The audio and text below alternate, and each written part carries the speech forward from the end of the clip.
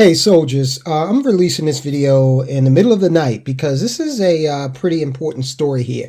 What the hell is going on? There's a Chinese spy balloon over the U.S. right now. And as of right now, it's 8:04 p.m. Eastern Standard Time on February 2nd. The Pentagon is saying that they have no plans to shoot this thing down. So I got a $1 million question, or what I believe to be a $1 million question here. I'll ask it in a minute.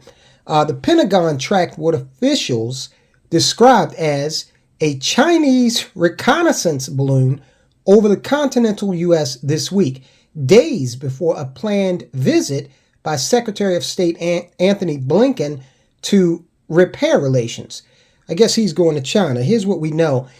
Where was the reconnaissance balloon last seen? The balloon was observed earlier this week flying over Montana, after having transited over the Aleutian Islands and Canada, according to a U.S. official. Montana is home to U.S. land-based nuclear missile silos.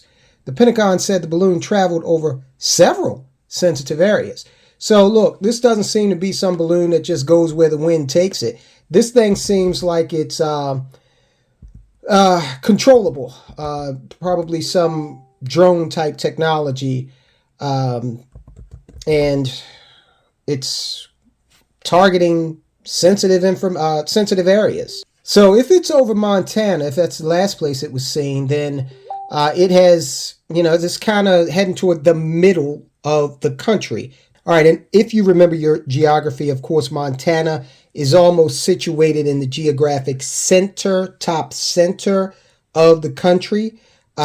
So this thing is, controllable and well within our borders at this point. Balloons have been used for decades for surveillance purposes, including at the height of the Cold War, according to experts. They can be deployed for a variety of tasks, including surveillance, tracking, missile threats, and as nodes for communication links. Let's talk about that for a second. There is a piece of technology out there. It's referred to as a dirt box. This is, I'm familiar with this technology because of my experience in the telecom industry. And basically, one of its capabilities is when it's able to kind of take the place of a cell phone tower. So signals go up and they are relayed, to the cell network. So you're not going to realize any disruption in your call or your text or what have you. But this dirt box is able to collect that information and, record it, store it before it's sent out to its final destination. So is that balloon up there, collecting communications? Probably. That's probably one of quite a few of the functions that this thing is capable of. Of course, you got to believe that it's got some camera technology on there, taking pictures along the way. All right, so this guy, Craig Singleton, he's a senior fellow and China expert at the Foundation for Defense of Democracies.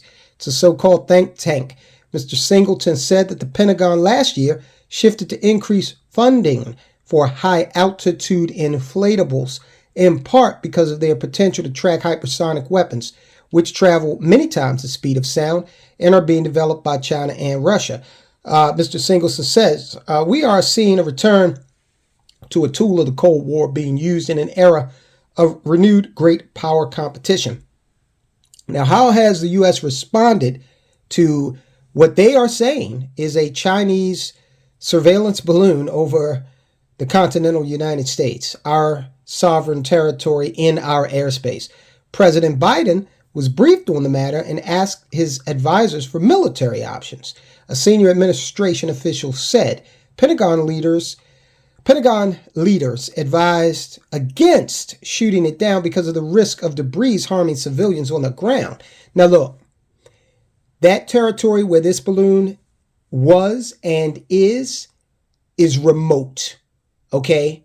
There's a lot of remote territory up there. Let me show you a picture of the nighttime map of the United States. All right, so you can see basically where the lights are, the more populated areas. If you look up in that area of Montana, there's a lot of darkness, indicating a lot of open space, territory where people are not living. Look, Canada's an ally. When this thing was over the Aleutian Islands, why didn't we take care of it then? Okay, that's a lot of remote territory. And my question that I had that I mentioned earlier was, this thing didn't just beam there like, something off of Star Trek. It traveled there. We pay a lot of taxes for some sophisticated early warning technology. Why didn't we take care of this thing long before it got to the point where it is hovering over Montana? Montana's not a very populous state, but of course it is populated, all right?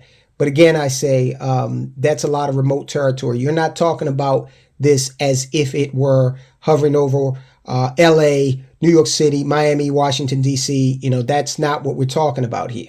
So you mean to tell me that the United States military is not in a position to identify where this thing is going and take care of it in such a way that would not harm the U.S. population? This doesn't sound right to me. What information was China allegedly collecting? That is an unknown at this stage. We don't know because U.S. air defenses failed to detect the balloon. It appears unlikely that it was using radar or other electronic emissions that would have given away its presence. So was someone along the ground path controlling this thing? Because you're not going to tell me that it just happened to end up hovering over sensitive U.S. military installations just by happenstance. China has pursued development of modern airships. According to past Chinese government announcements, in May of last year, a Chinese government research organization announced a record-breaking flight by a floating airship, which China's official state news agency, Xinhua, said was designed for atmospheric observation. Xinhua said it had reached an altitude of 9,032 meters over Tibet. That's about 5.5 miles or 29,527 feet. That's the cruising altitude of a lot of commercial airlines. Now, the U.S. is saying that this has happened before, but they're not saying whether or not or how they took care of it in those instances. Balloons, according to experts, are cheaper than spy satellites and have a longer loiter time. That is, they move more slowly and can watch a particular area for longer periods. They can be used to augment satellite observations. U.S. companies, including Aerostar, have been developing high-altitude balloons for decades for military and commercial users seeking communication and surveillance platforms, especially in areas that lack satellite coverage. Now, what could this portend? Now, we did the report the other day about the general saying that, the Air Force general saying that we're 2 years away from a war with China. Is China preparing for that in some way? This incident comes at a delicate time for strained U.S.-China relations and just before a planned visit to Beijing by Mr. Blinken. Why would they do this before he's scheduled to go over there? A U.S. official told the Wall Street Journal that the State Department summoned the top diplomat at China's embassy in Washington to deliver a very clear and stark message. Yeah, whatever. The clear and stark message would have been taking that thing down. And guys, you can't tell me that shooting this thing down is the only alternative we have. Back in 1962, we had the technology, we were developing it, where we could actually retrieve something as delicate and as small as a human being with the Fulton Skyhook system. It was a live recovery system to help down pilots and CIA folk. It was even featured in a James Bond movie, for God's sakes. So an old James Bond movie. So this aerial retrieval maneuver would allow us to actually snatch that thing and bring it back to one of our facilities. So you can't tell me we don't have that technology. This was 1962. All right, guys, so we'll continue to monitor it. This is definitely concerning. A bold-ass move by China, though. Guys, I'll talk to you soon.